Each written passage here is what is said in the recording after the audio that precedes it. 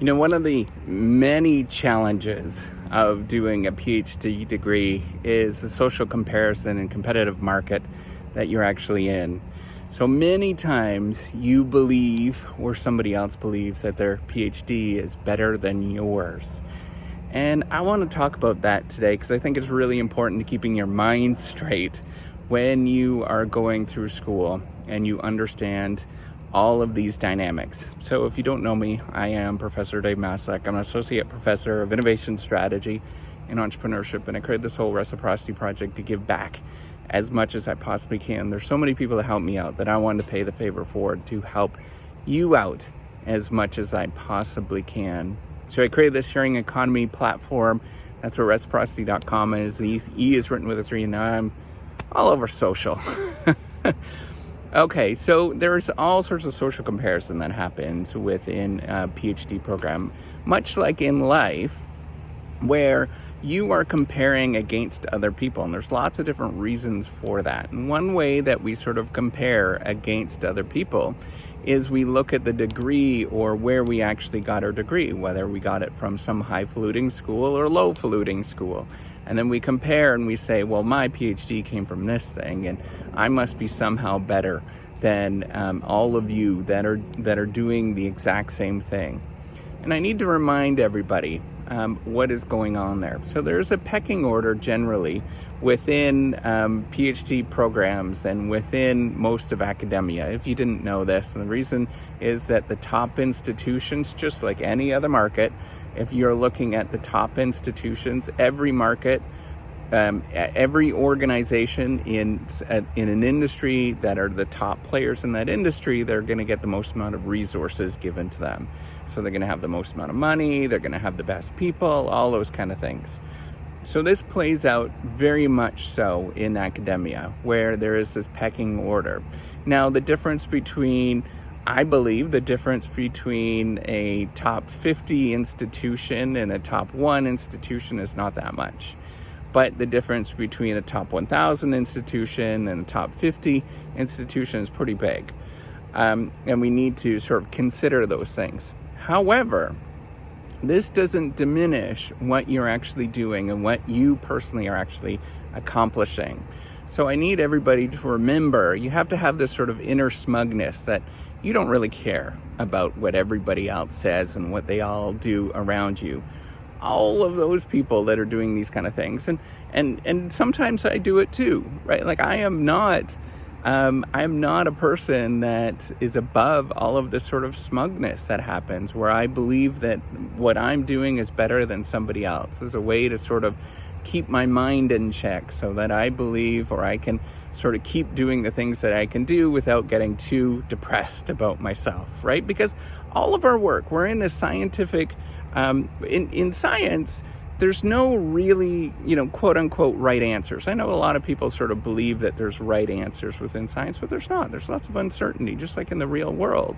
And it's our job to prove to the real world how we are better than somebody else. And one way that we prove to the world that we're better than somebody else is looking at our institution, or looking at the number of publications you have, or looking at where your graduate students have gone, or whatever, any number of different things that are markers of uncertainty in an uncertain market of what the quality is that you're actually providing. And I can't change any of that kind of stuff. All that stuff's going to go on, right? Because it's an uncertain market. We have uncertain assets that we're trying to evaluate.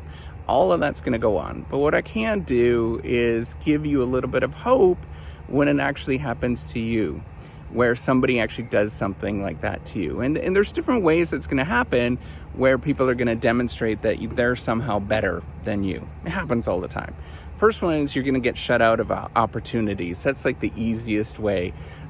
Is somebody, you're going to email them, nobody's going to respond. Trust me, it happens all the time.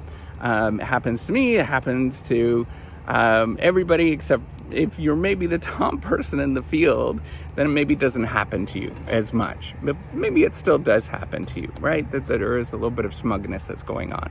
Even those top people within the field, you have to realize that there's lots of people that don't believe in the things that they're actually saying. There's lots of people that they do, and so they're not going to respond, or if they respond, they're just going to be in a little bit of a nasty way, where they're going to be a little judgmental on what they're actually saying. And that happens all the time. So that's one thing, is that realize it's going to happen to you, right? Like that's the reality of what's happening, is that people are judging you all the time. And so the thing that I want you to sort of realize with this, so that's you're not going to get access to opportunities. Sorry, I lost my train of thought. You're not going to get access to opportunities. They're just going to shut you out. The other thing is some people actually are going to be a little nasty to you.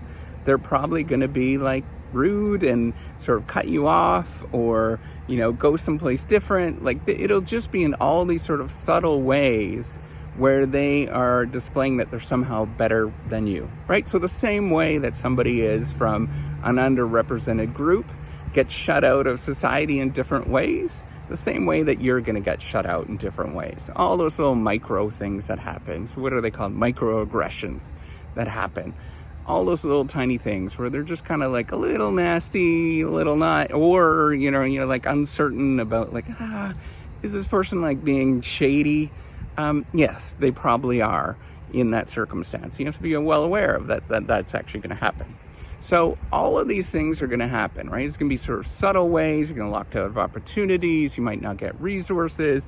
You're going to get, grants that are taken away from you, or not be getting access to different grants. All those kind of things are going to happen. But what I need to let you know is you need to have a little bit of confidence where you just say, I'm the shit. At the end of the day, that's the way that you have to sort of walk around to survive all of this nonsense. Is realize that you're actually a pretty decent person.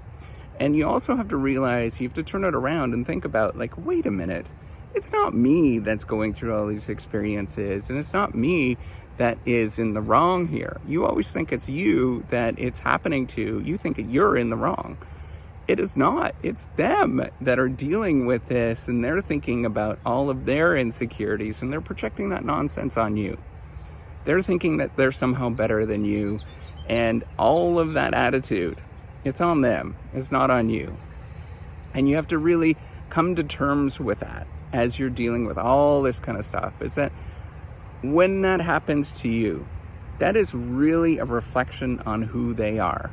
So if it happens to you, you just shrug it off and get going, right? And it's going to happen to you every single day when it happens. The other thing is to, get that gumption where you turn it around and you say, screw you. I do not need you in the first place. I'm going to keep going no matter what you say and what you do to me. You don't ever let that stuff get to you in the sense that it's going to eat you up.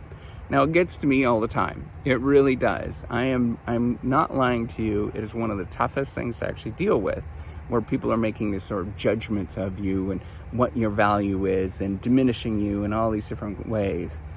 But I like to turn it around. When I get like real deep and nasty at myself, where I'm just like, it's really getting to me, I've learned to turn it around and just stick it to them. Where I'm like, I'm gonna just do this no matter what the fucking you're gonna do. And once you get to that, where you turn it around, where you're not feeling sorry for yourself, and you're actually turning around and using it as your strength of power, you actually have power in that relationship. And that's where you can walk away confidently and say, wait a minute, that person was a complete jackass in this situation. What the heck are they doing? What is it that they're doing? And when they're a jackass to me, then I got to turn around and say, wait a minute, I need to really think about who I am as a person. And I know that I'm really confident with who I am at this moment. It doesn't happen all the time. I'm not confident all the time. In fact, maybe in an hour, I might not be confident in who I am. But I'm confident in this moment. I'm going to turn around and stick it to them. And I'm going to show them that I am better than them.